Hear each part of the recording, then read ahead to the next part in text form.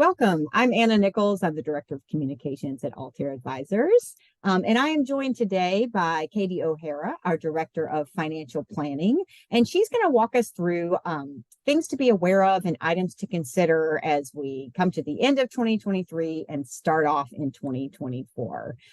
This is a communications actually we send out every year to clients and go over. So Katie, thank you for putting that together, and welcome, and thank you for being with us today. Absolutely. I'm going to move us to a full screen mode here so that people are able to see you. And then I'm going to kind of start off with a big, broad question, which is 2024, we know is going to have some uncertainties to it, right? There's a lot of geopolitical conflict right now. There's kind of this battle against sticky inflation, and it's going to be a presidential election year. So with all that, what do we want people to be thinking about and even doing now in anticipation of next year? Sure. Great question. So the big thing that we're talking to our clients about right now, Anna, is really to plan for what we know. So execute on the basic blocking and tackling, things like maximizing retirement plan contributions. If you're age 50 plus, make sure that you're getting those catch-up contributions as well. Making annual exclusion gifts. So in 2023, Anna, you can give $17,000 per person to any individual free of gift tax. Making your 529 plan contributions. So in addition to saving for college, some states also offer a state income tax deduction. Withdrawals are also tax-free if they're used to pay for qualified education expenses. It's a great opportunity to talk with your team at Altair, perhaps see if there's any opportunities to tax loss harvest, rebalance your portfolio. If you're in a position to transfer significant wealth, it's a great time to initiate a conversation with your team at Altair and with your estate planning attorney. So right now, Anna, the federal estate tax exemption is just under 13 million. That amount is scheduled to expire or sunset at the end of 2025, and will go back down to 5 million indexed for inflation. So certainly there's an opportunity for individuals who are in a position to make a large gift to take advantage of that exclusion amount while it's still available. And then other simple things. So looking at your open enrollment. We're currently in open enrollment season across many companies, corporations, small businesses. Make sure you're taking a look at all the various health insurance options, selecting the right one for you and your family. Take a look, make sure you're selecting the right deductible, utilizing FSA contributions, checking your tax withholding. So there's a whole list that we've prepared for clients to really go through. So I won't touch on anything, but certainly you can go there, take a look at all the details. And if you have any questions, great time to reach out to your team at Altair. Yeah. And as Katie noted, I know that was a lot and you just went through. We thank you for that. And there is a checklist that it's available to clients. And we'll talk a little bit more about finding that in just a second for those who want to see it on our website. To kind of narrow down a little bit, Katie, we've seen a lot of things out there about required minimum distributions and how that's changing, RMDs, as people call them. So, what needs to be taken this year, what needs to be taken next year, how the Secure Act 2.0, how that's changed the rules around these things. Can you talk to us a little bit to kind of clear up some of the confusion on that?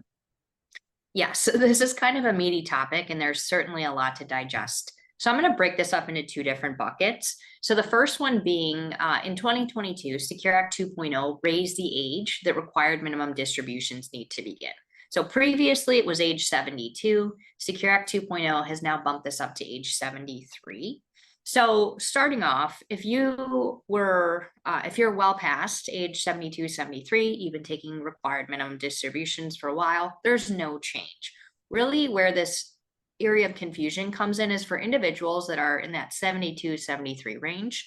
So if you turned age 73 in 2023, you can delay your required minimum distribution until age 73. So in fact, for this group, your first RMD is not needed or will need to be taken by April 1st, actually, of the year following the year you turn 73.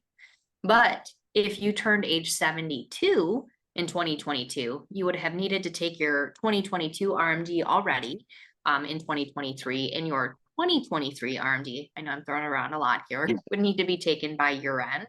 So I think an easier way to think about this, Anna, is if you were born in 1950 or earlier, you will need to take an RMD in 2023.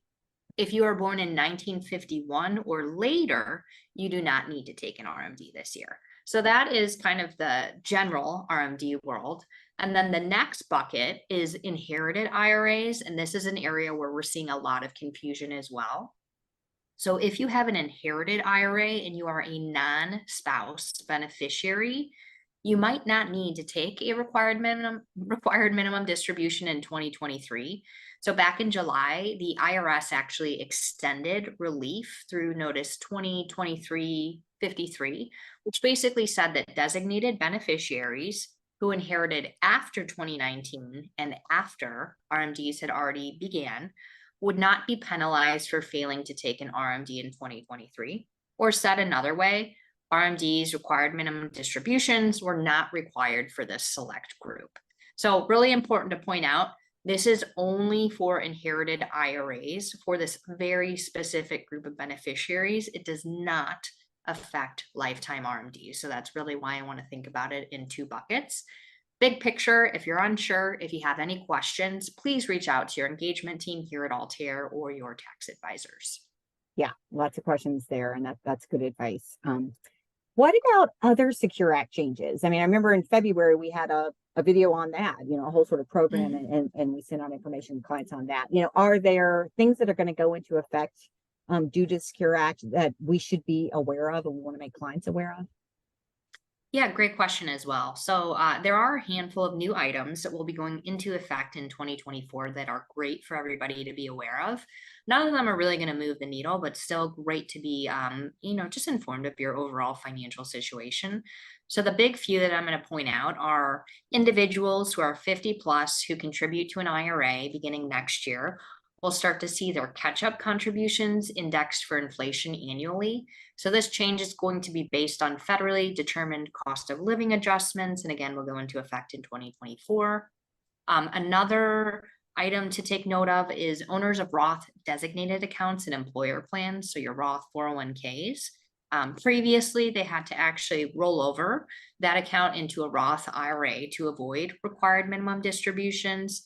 The new provisions coming in actually eliminate the need for rolling over. Certainly, there's still a lot of reasons to consider doing that, but individuals with those Roth 401ks in employer plans will now not be required to take pre-death distributions.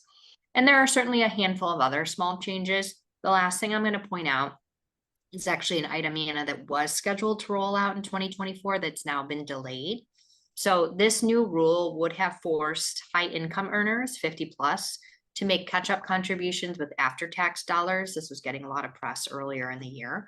It is still scheduled to go into effect, but it's been postponed until 2026. So, and there are a number of other items that will go into effect in 2025 and over the course of the next few years that we'll certainly keep you informed of as we move through the course of the year.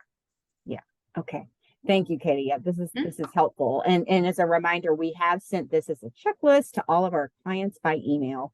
For those of you though who want to find that checklist, you can go to the Our Thinking section of our website and look under financial planning, and you'll be able to download it there. Again, Katie, thank you for joining me. I appreciate you being here with us, and thanks to everyone for listening. Thank you.